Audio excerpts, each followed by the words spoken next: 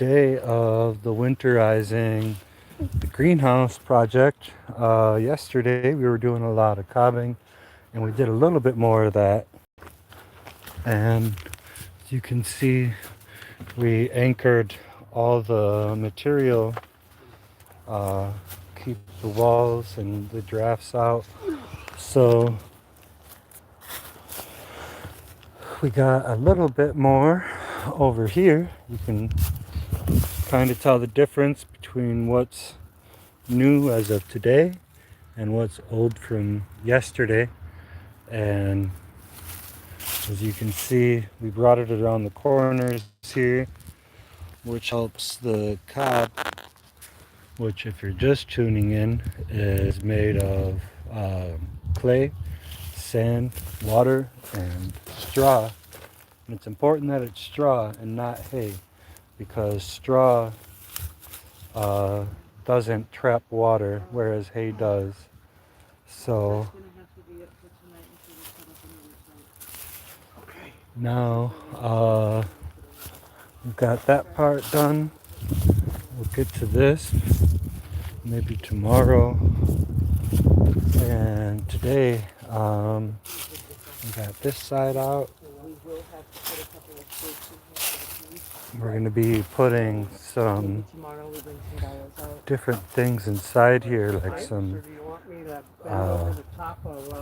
big water drums that can help hold the heat and release it when it's below freezing.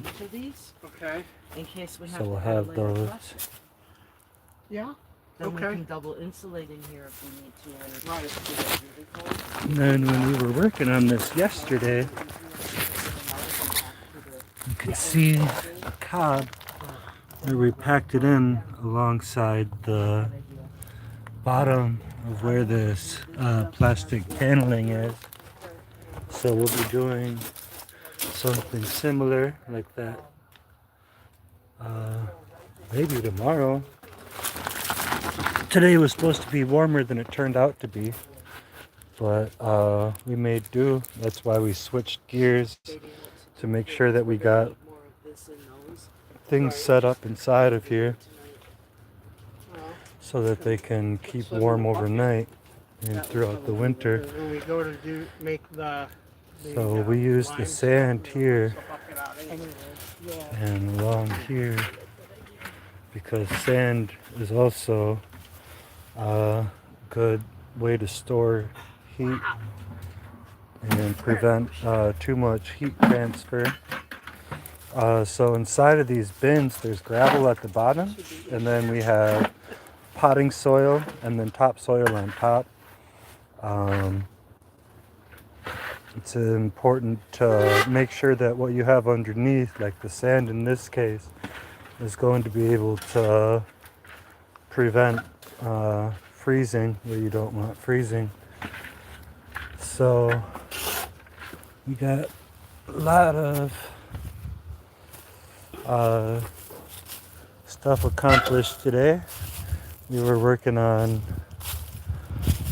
getting all the bits out from the sand that we pulled, or dirt that we pulled out of the ground with a high clay content.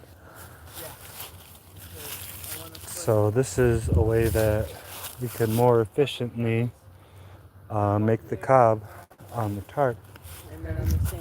And this is Dawn's teepee. And we are in Juneau, Wisconsin. And she does education, and she has a church. And so we have a lot of intersecting interests and beliefs. So I'm really excited to be part of this. Last night we ate in there. Each of these long branches or saplings, they are, I believe he said 30 feet long, and this goes up 14 feet. And thank you for those of you that are watching and checked in.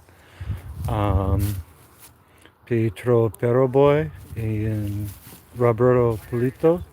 Thank you guys for checking in.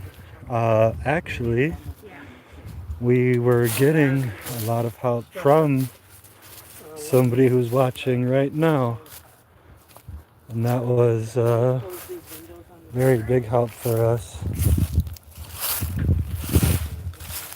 You can kind of see how there's a difference in land management around here. Everybody removes their leaves, whereas here the leaves are able to do their job.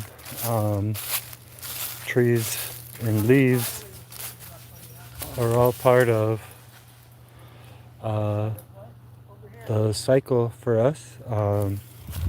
There's butterflies that are waiting to emerge and fly south, and unfortunately sometimes people sweep them up into bags or burn them because they don't know what's in there. So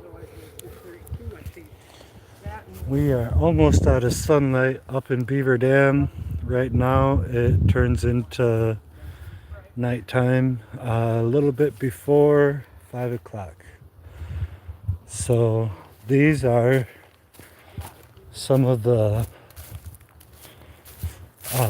plants that we're currently either moving with or saying goodbye to. These gourds are really cool, and they were going to be birdhouses, but they are rotting from the inside out, so they're not going to serve that purpose. Although all across the Americas, gourds have been essential for thousands and thousands and thousands of years here. So we also have some dill, which I really like to smell. I like this. I'm not sure what this is, but I'm still learning. That's one of the best ways to live, though. I'm almost 40 and I'm still learning. It makes everything a lot better. These are some bell peppers. Pulled out some radishes. And we'll see if the rest of these can get transported today. But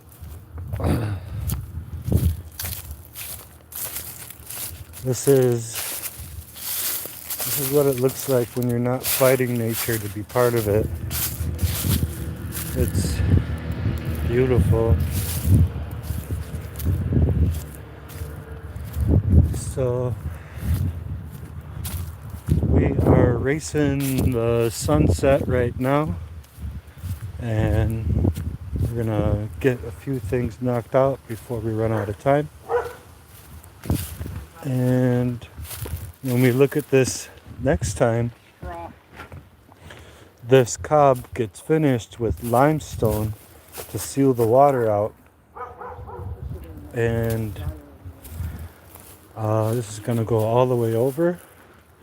And in the time where it doesn't need to be there anymore, it can be made to decompose. And that's why when you look at a lot of archaeological findings, you would see that the building materials wouldn't be available for them to observe because it just went back, did what it's supposed to do. Dirted. So thank you, and check it out again sometime soon. And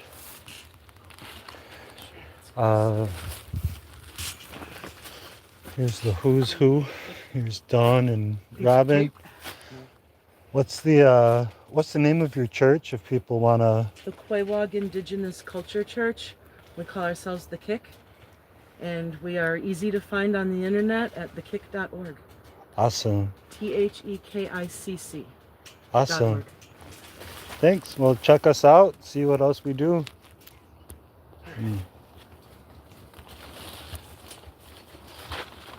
Velcroing away.